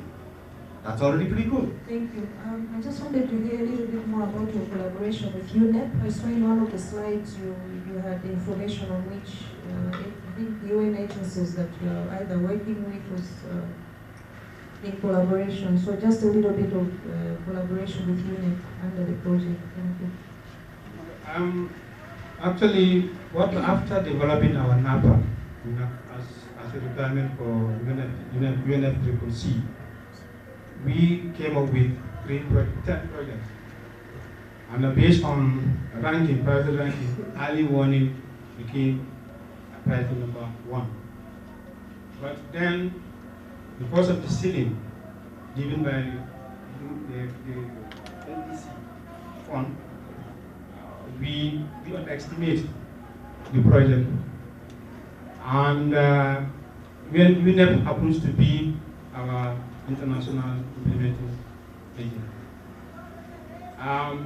The outcome of that project was so amazing that they said we can develop a second phase. The first phase is about $1.028 million. We developed the second phase, which is about $8 million.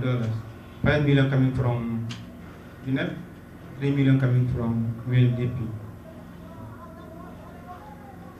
Let me just clarify. Yes, Kume. The money is all coming from the LDCF. UNEP and UNDP are implementing. This was a jointly written project. So both UNEP and UNDP, me and Nina, if you want to know exactly, wrote this proposal. And that's how it happened. So basically, the proposal is organized in a way where UNEP takes care of certain outcomes and UNDP takes care of other outcomes, based on a first phase project which was very successful. Yes. Yeah, I'm impressed by what you're already doing, that this project is going to build up on. But my worry is in the staffing. To scale up, you need more staff. And then for training them, like my colleague was saying.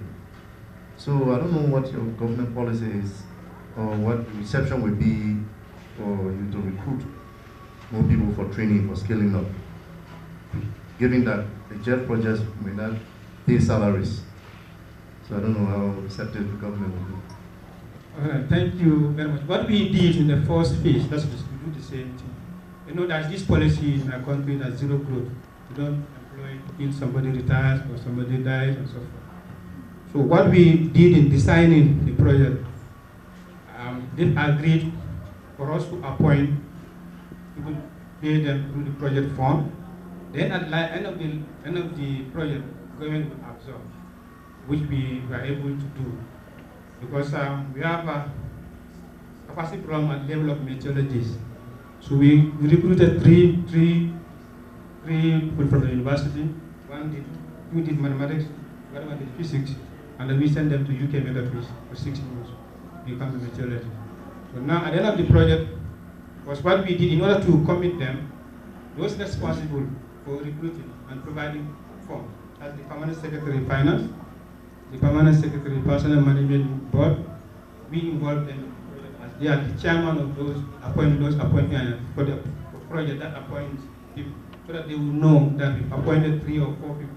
At the end of the project life, we should be able to absorb. Luckily for us, the 3 have been absorbed, and we want to do the same thing for this space. So I think the key point in terms of sustainability of staff is maybe involving the Principal Secretary of Ministry of Finance, who is the one who holds the money, and to have him involved at the very beginning, from early on, so that he actually understands why these people are essential in the system and why it's important that the government absorbs their salary. So maybe talking to Ministry of Finance from the beginning is an important thing. Thank you so much. It is mainly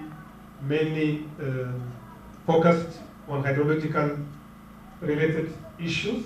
So installing new and upgrade and maintain hydrological station with telemetry is the responsibility of these organizations, and of course capacity building in the areas of field hydrological stations, in the areas of data analysis, local data observers, putting in place local data observers, checking and improving data quality is some of the mandates of this particular directorate in the ministry. And so far, with regard to the procurement, the next slide, we have also nearly completed the requirement procurement for this particular wing. In line to that, we have completed 2 complete hydrology equipment mobile calibration maintenance unit has been procured and delivered for the ministry, and 5 standard current meter for new and upgrade stations has also been procured and delivered for the ministry. Aquatic Doppler current profile accessories sound rail and 5 notebook computer has also been given for the winner of the supplier, and we hope the handover will take place soon for the ministry or for that particular directorate. Okay. Next one. And the other key agency is disaster risk reduction and food security sectors. And for these sectors, we are mainly interested supporting the early warning and response information management. And for that, we have provided support for the sectors for trading need assessment at federal and regional level, and preparation of district level risk profiling is also on progress, and we have procured generator for this particular department for its task.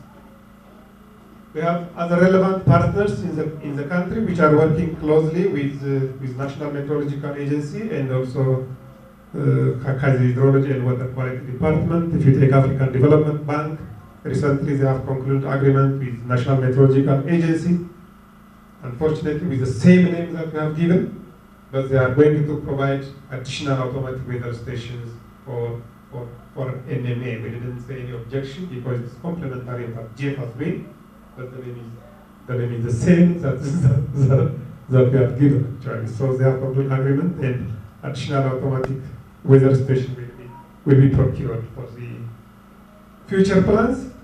Obviously, we have completed the procurement, but the main task is still waiting, and we need to do that. So finalization of installation and commissioning of the hydrological and meteorological equipment in the selected sites and localities will be undertaken. We have done the preparatory activities, where to install them, how to install them, whom to involve, and the like. Preparatory activities has been completed, and the installation will be processed accordingly. For that matter, the winner or the suppliers are mandated to procure, install, commission, and provide training. The whole package is the responsibility of the suppliers. But as we said, we need the support of our experts in that regard.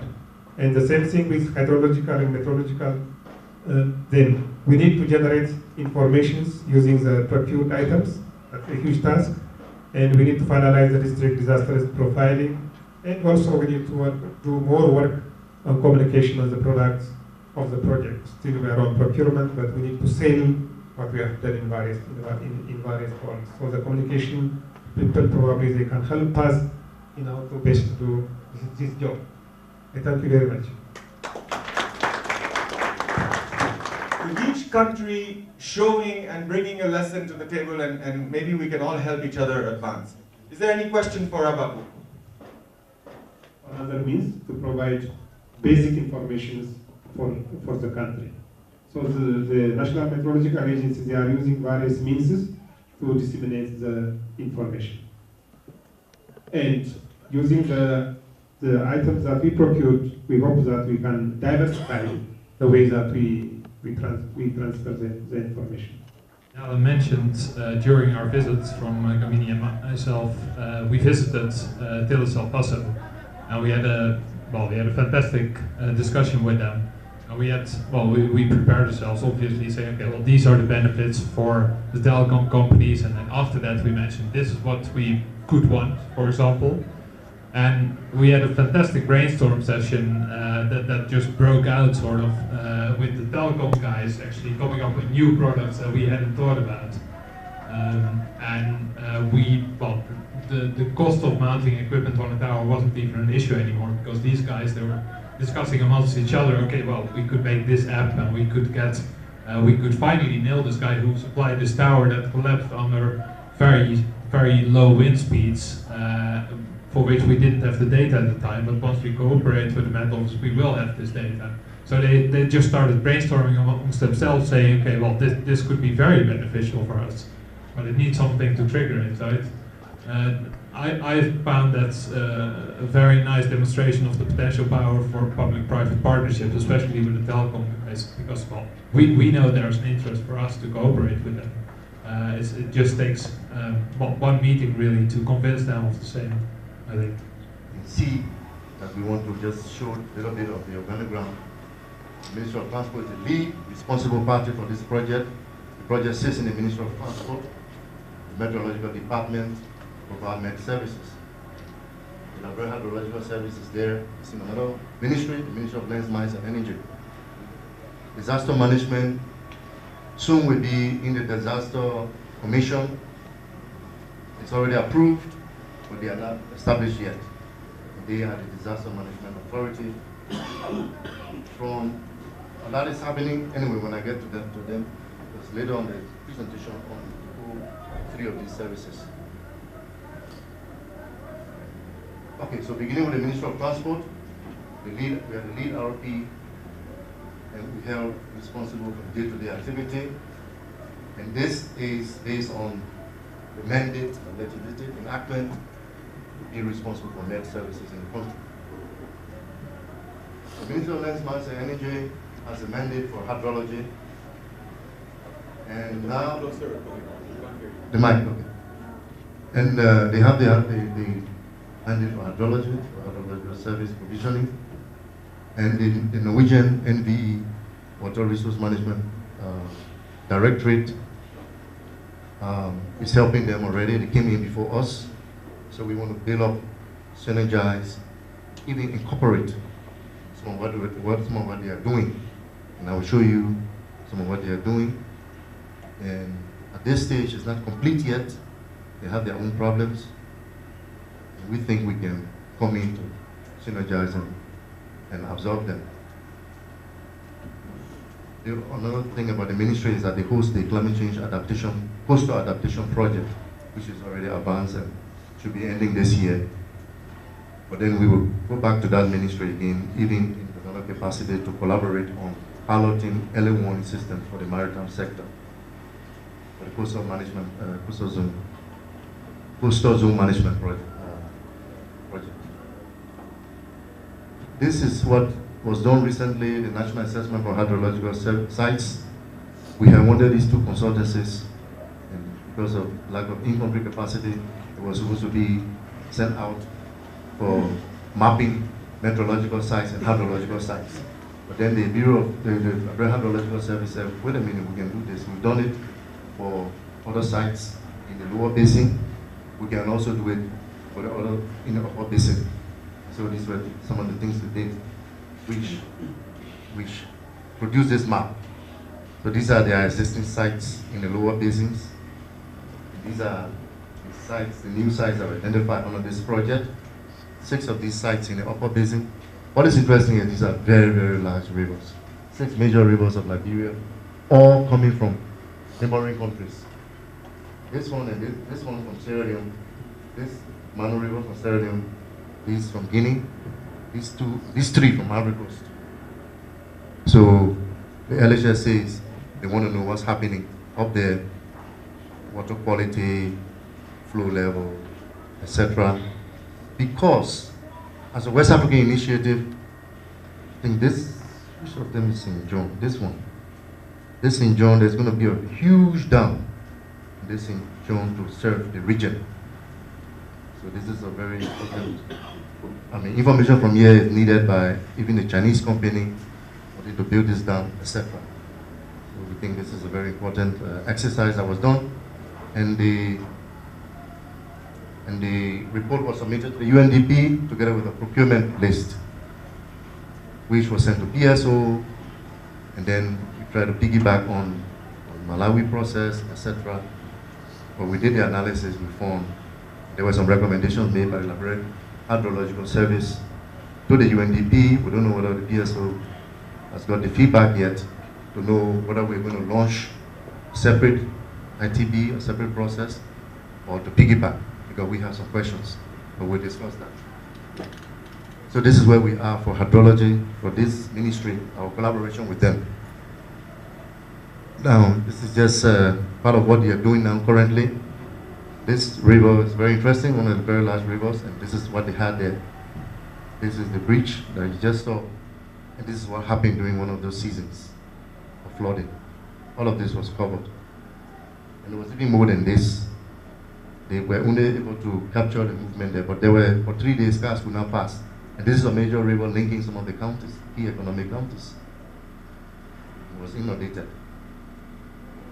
This is another problem, but this is with coastal erosion. This villa is almost completely wiped out. The ocean is just there beyond these people. The ocean is just there, so this is like a small island. All of the houses, infrastructure are falling in. This is another NVE project.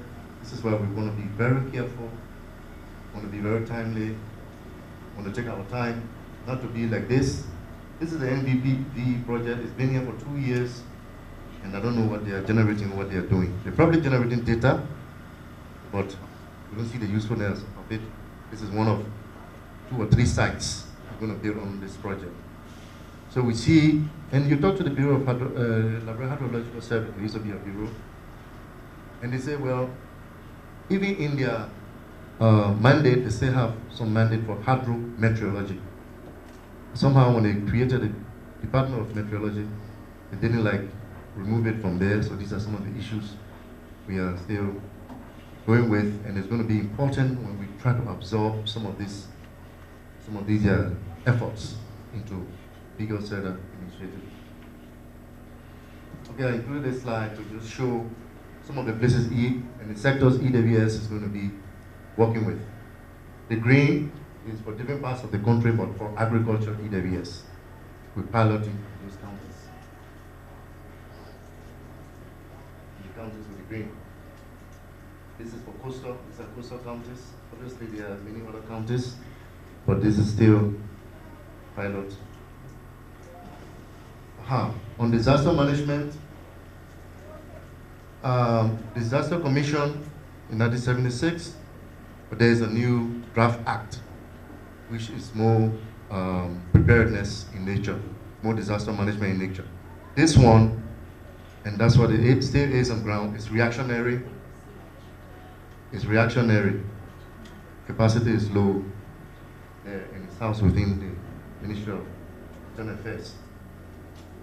Okay, my notes are all there, but the asterisks, this, and this are EWS mandate, which this is speaking to synergy that you asked for, so how we're working with other people. This training of MI staff, the American, you said an American project is going to send 50 people from different agencies to Ghana for training in different aspects, GIS application, etc., including disaster management, sending alerts, communications, etc. 50 people. That's huge for our country setting. 50 people for training is a big deal. Establishment of databases. Okay, if you read the asterisks, this is WFP, this is UNDP, and the EWS will also help in providing the logistics for establishing databases. But UNDP, even when I was still with UNDP, we used to go and try to pilot some of these things, how to set up the structure for relaying disaster information country level and how to get the responses back quickly. And also supporting mainstreaming DRL. This is UNDP work also with the project we assist in establishing disaster risk management. This is similar to what I was saying, the WFP, and now the ROF has also joined this effort. So where are we in implementation? Not very far, but we're proud of what some of the soft measures, some of the coordinations that have started. We're obviously looking up to the CIRDA initiative. Then we're also looking up to WMO, and we soon to have some in-country visit, and then probably a TA, especially for hydrology. The MOU was signed with the Liberian Airport Authority. Like I said, they were doing their own thing for aviation med, and therefore coming to agreement on how to collaborate was an issue. They initially thought that it will have some, and it will eventually have cost implication for them. But when we explain that we're going to upgrade your equipment, look at all the things we're supposed to do for you in our project document. We're offering something to you. Then we sign an MOU, and we're going to use a existing med center in the place where it's renovated, maybe knock some walls down, expand it a little bit as the National Med Center. for many other reasons. Comparative advantages are there, constant power supply, security, restricted access, etc. Then we did the hydrological site assessment that I just talked about. And then we have actually now compiled a list and working out MOU with the different Ministry of Agriculture, lands and mines for hydrology, etc. And getting responses, obviously because of the EVD situation. Last year, we had begun training, but many of these countries were not willing to accept students from Liberia. That was a little setback. For now, it's getting good. Kenya and Nigeria are now willing to send our students, receive them. So we're compiling a list of up to 30 persons for training. Plans for the future. Some of these things we are leaving behind, we intend to start bringing them back, like the communication strategy. We thought we should delay a little bit till we get something really off the ground. Market study, we'll do trainings, data gathering, the infrastructure, and then we'll do some in-country trainings, vulnerable communities. Once we start developing some product, we want to prepare them on what those products are and how to use them, especially for agriculture and the coastal zone, and the coastal areas. Thank you very much. The last one is Ms. Tapona from Malawi. Oh, perfect. So now we'll listen to Malawi, and then after this, some questions, and then we'll have a wrap up by John Snow, who will tell us the wrap of the day and tomorrow. Thanks very much to you all.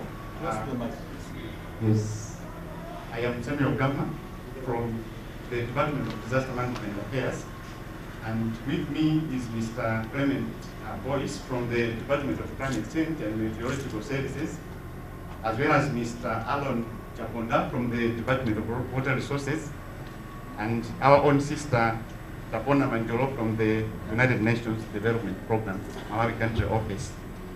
So,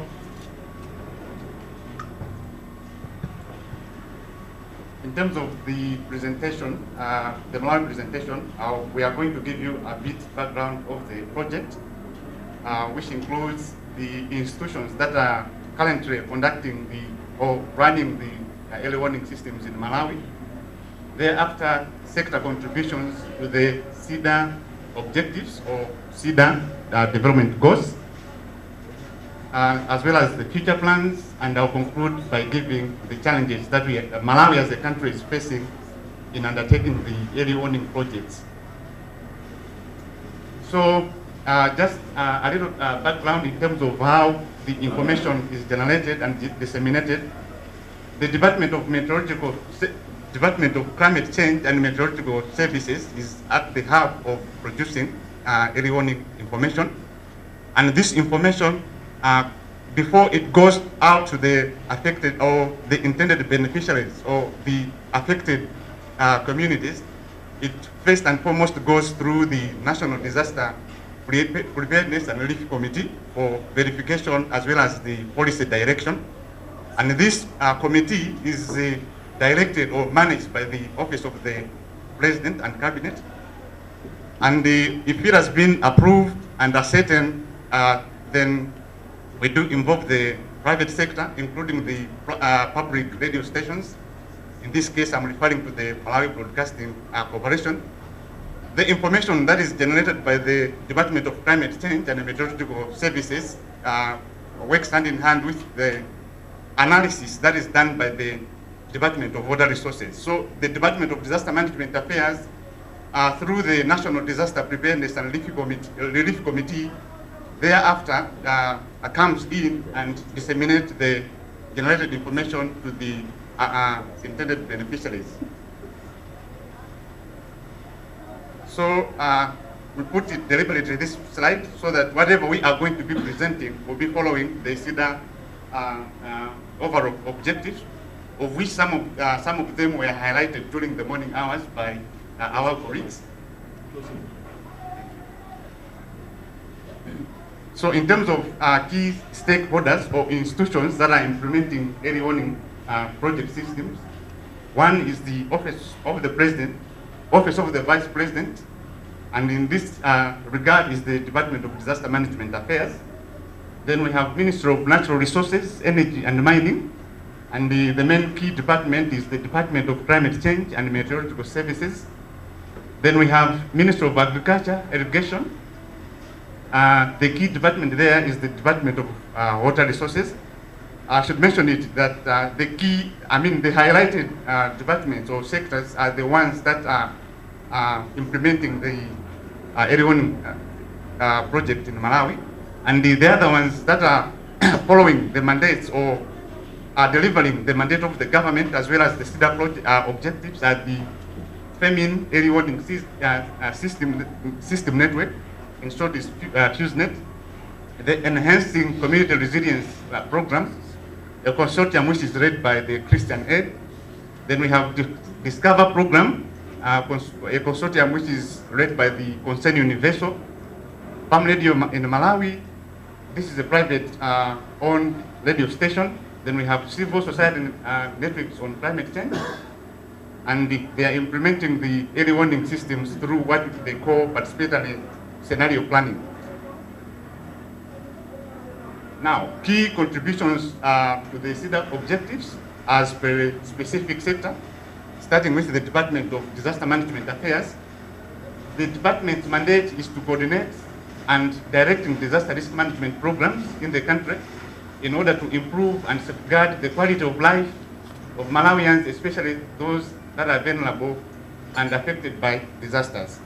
So the key contributions of the Department of Disaster Management Affairs, one of them, as of now, we have developed the National Communication Strategy, of which is highlighting high quality and timely weather and climate information that is comprehensive, reliable, accessible, and informed that end users can understand and apply.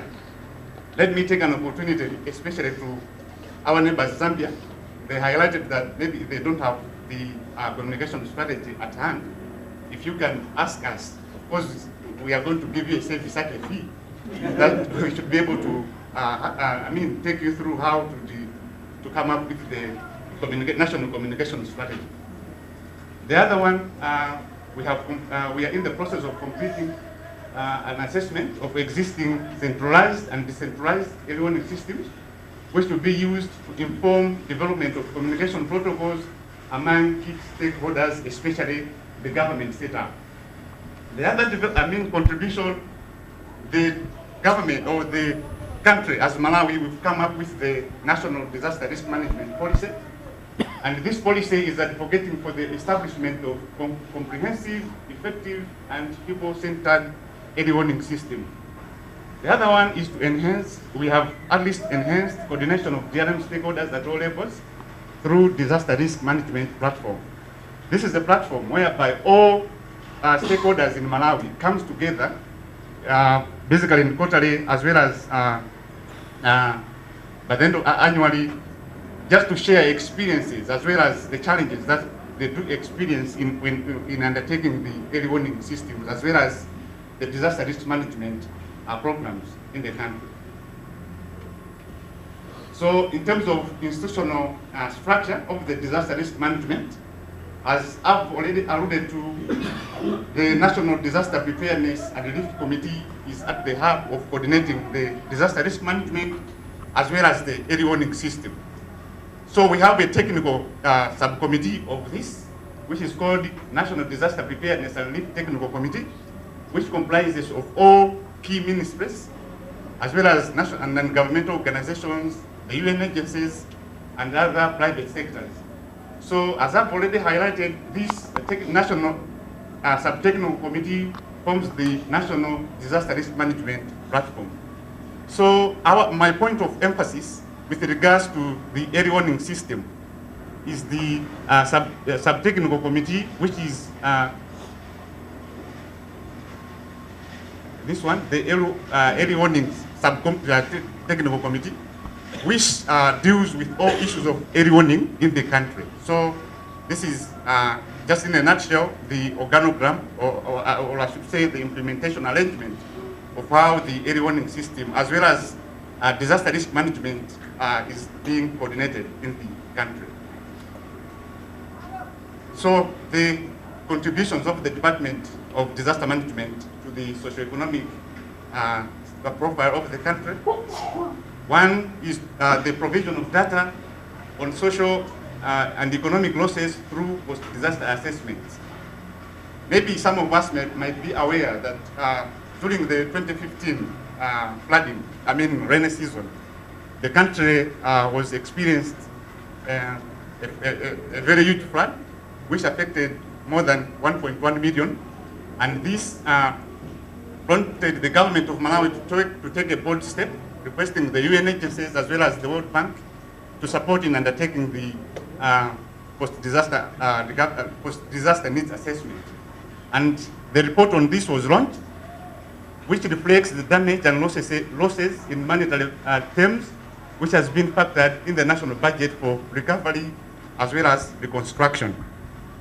The other one is the government of Malawi is in the process of developing a national database for disaster information management and sharing, and this database will be linked to all line ministries as well as non-governmental organizations, including the private sectors, as far as the sharing and the management of data shall be concerned. The other one, the Department of Disaster Management Affairs has just launched Hazards and Vulnerability Atlas and the geodatabase that is providing information on areas that are affected by various hazards and also on vulnerability communities that are affected by those hazards. So maybe this should also be a point from our colleagues from Sierra Leone that we should at least borrow a bit from Malawi, because we are ahead as far as the development of hazard as well as vulnerability mapping is concerned. Now, moving on to the Department of Water Resources. The key mandate of the department is to achieve sustainable and integrated water resources management and development that make water readily available and equitably accessible to and used by all Malawians in pursuit of their human development and socio-economic advances of the country's natural ecosystems. So in terms of key achievements as well as contributions, the Department of Water Resources has so far, with regards to the early warning systems project, it has carried out a detailed analysis of hydrometric networks in the 7 flood-prone areas and identified sites for setup of hydro-monitoring sites for flood forecasting and warnings. The department has also designed data collection mechanism for daily transmission from remote sites to the database centers. This is by using the GPRS as well as GSM technologies. Furthermore, the department has rehabilitated 14 hydrological stations and carried out community sensitization on the importance of hydrological equipment. Further to this, the department has also constructed data collection platform to house hydrometric data logging systems, and this process is still ongoing, and so far 6 has been reached. The department has also installed 3 data loggers in 3 flooded rivers of the country. The Department of Water Resources has also conducted as well as delivered manual board spreads and data loggers for both hourly and daily transmission on hydrological data.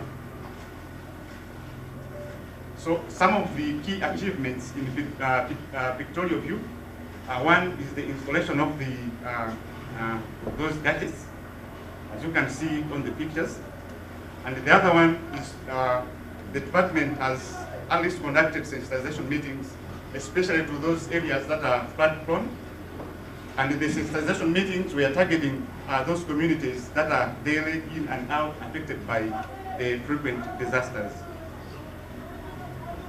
So in terms of contribution to the social economy, the department is there to provide accurate and reliable information to the general public on water resources in general, and specifically issue flood warnings with good lead time, hence reducing the impacts of the flood may cause on the inhabitants of the flood-prone areas.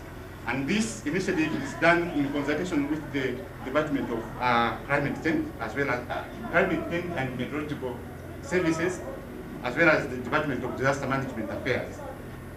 The other one is to provide hydrological data to government and governmental institutions and water utilities that use the data for social and economic uses such as irrigation, hydropower generation, among other things. In relation with the Department of Climate Change and Meteorological Services, the department provides information to the agriculture sector on the impact of the water resources trend, if it has, especially targeting the farmers that may be affected or that may be for the sake of usability of the data that has been generated. The other one is to provide hydrological trends to water resources developers in the public infrastructure such as dams, road networks, as well as irrigation schemes.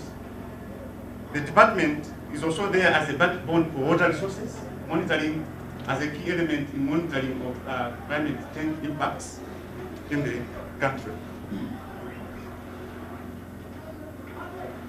I understand this should be the Department of Climate Change and Meteorological Services. It's just maybe when coming up with the slide, the ways were just put upwards. So when it comes to the Department of Climate Change and Meteorological Services, its mandate is to conserve, protect, and manage the environment, climate, forecasts, and other natural resources for sustainable socio-economic development of Malawi. So the key contributions of the sector towards this project, the Early Warning Systems project, the department or the sector has procured and installed conventional instruments for 21 weather stations. As of now, 33 automatic weather stations have been rehabilitated using the procured automated weather station spare parts. The sector has also procured 10, and out of these 6 automatic weather stations, which are now fully functional.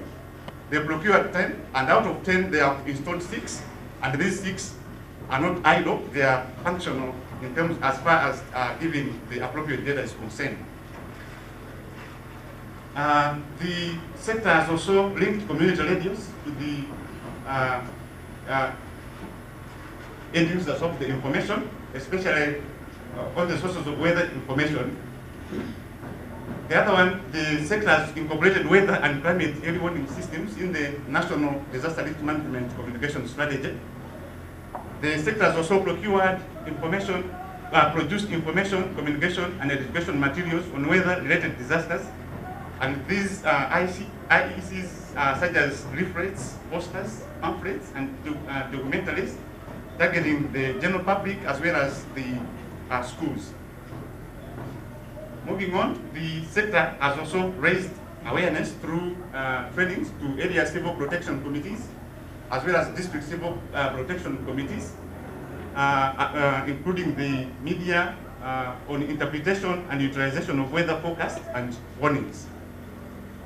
The sector has also built capacity for the staff of the department in the various areas of expertise, such as Cisco networking, Cosmo modeling, weather forecasting, factory training on installation and configuration of automated weather stations. So these are some of the equipment that has so far been procured. The first one is the automated weather stations that were procured and installed. Likewise, the second one. The other one, the picture where you see some people's and laptops, is the training that the department has undertaken in building capacity, especially on the procured, as well as the some other technical issues that were budgeted or planned to be undertaken by the sector. So in terms of contributions, one is the reduction of loss of life and property due to early warnings of natural hazards, helps to minimize recovery costs, hence resources can be redirected to other areas of development. It is a mere fact that when a disaster erupts, the resources that may be allocated for responding is greater than the resources that may be allocated for preparedness as well as mitigative measures. So the department is making efforts to make sure that the resources that may be used for otherwise, especially when it comes to response, is being redirected for some other development purposes through the messages as well as some other initiatives that the sector do undertake. Through the provision of information, especially to the local farmers through extension planning areas, the department is also making a headway, especially to increase productivity of agricultural in the agricultural sector. The other one is through the public awareness, whereby through radio community as well as national radio stations, the sector is able to publish information in time that the targeted communities are able to make use of and be prepared before the calamity affects them. The other one is to, the sector do provide data and information for planning and implementation of various programs. The setup in Malawi is that sectors that are involved in early warning system, they cannot be on the ground without consulting the Department of Climate Change, because these are the ones that do generate information as pertaining with regards to the common hazards that Malawi gets affected every year. So as I alluded to, apart from the government sectors and departments, we also have some other key stakeholders. One of them, the Discover Program Consortium, which is led by the concerned university. So this consortium, in collaboration with the Department of Climate Change and SOCO, is providing weather messages to farmers, and they are targeting 5 districts in Malawi. They have also built capacity in the establishment and monitoring of community-based early warning system, involving satellite mapping, mobile phone technology, among others. The organization, the consortium has also, they are targeting village civil protection committees in upland and lowland areas in terms of giving real-time information, especially to the targeted communities. Moving on to enhancing community resilience consortium, which is led by Christian Ed. So this consortium, in consultation with the Department of Climate Change, is providing weather messages to farmers in 7 districts, of which the projects is being targeted.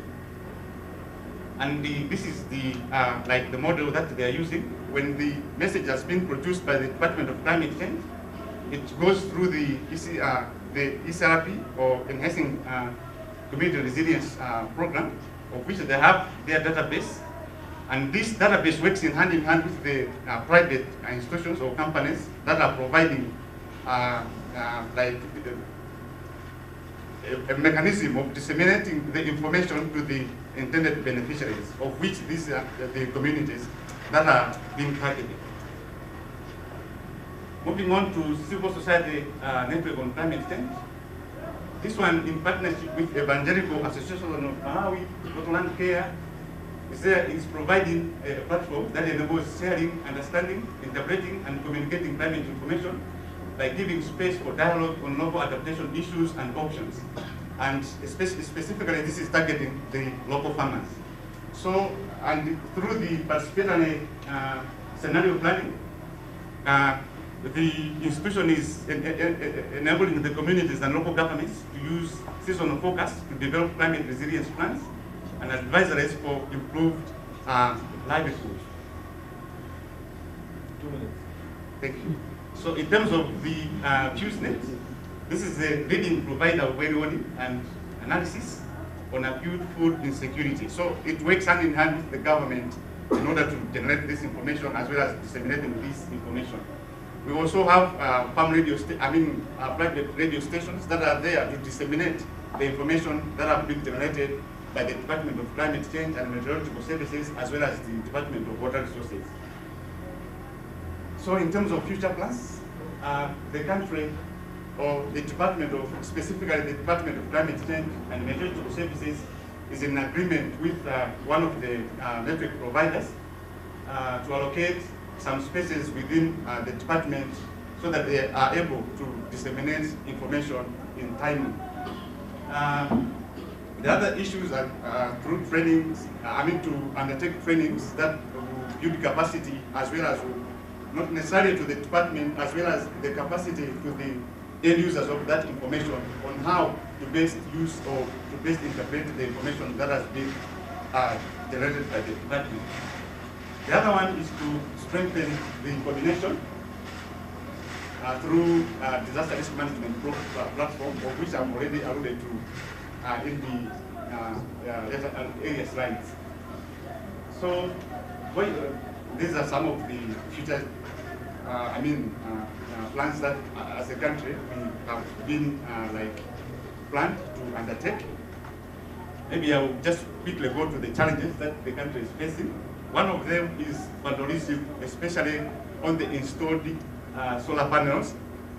Due to the demand of electricity in the country, the local communities make use of the solar panels that are placed in areas where the automated weather stations are placed. The other one is coordination among projects promoting similar initiatives within the same catchment areas. We do like coordination of stakeholders that are implementing area warning systems in the country. So that is a major challenge that Malawi as a country we are also facing. Frequent blackouts, which is a common challenge in Africa, also affects the generation as well as dissemination of the area warning system information, especially to the end users. And most of the disaster risk management as well as climate change projects being undertaken are pilots, and this makes it possible to achieve the intended purpose of having the area warning system, fully fledged area warning systems in the country. So maybe it may be like any other country that most of these are pilots, but we are looking ahead to have these projects being fully undertaken on the ground. And lastly, most of the procurements in nature, they do take a lot of time, of which it also hinders the project deliverables, because these are key issues that for us as a country to move forward, the procurement systems, like our colleagues in Ethiopia, should be enhanced.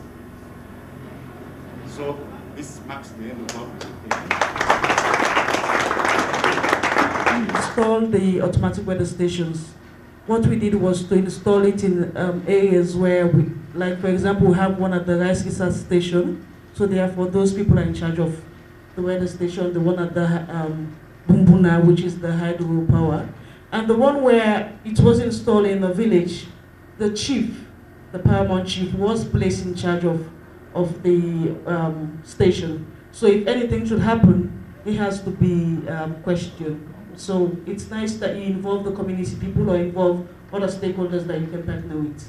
And then we hope to learn more from the use of local radio stations, because we're thinking about how best we can use the local radio stations in terms of disseminating disaster management committees.